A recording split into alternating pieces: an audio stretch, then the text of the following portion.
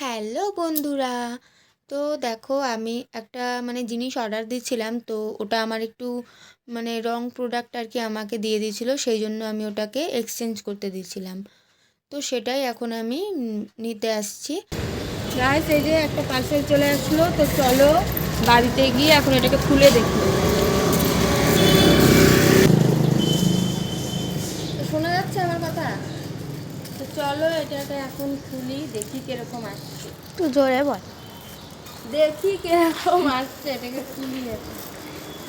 ঘুম থেকে উঠেই আজকে সকাল সকাল পাচ্ছি। সবাইকে গুড মর্নিং।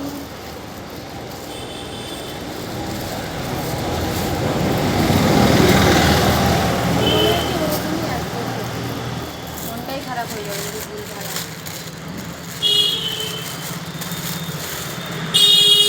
দেখছিস আমি কি রাখতো না উঠে আমি।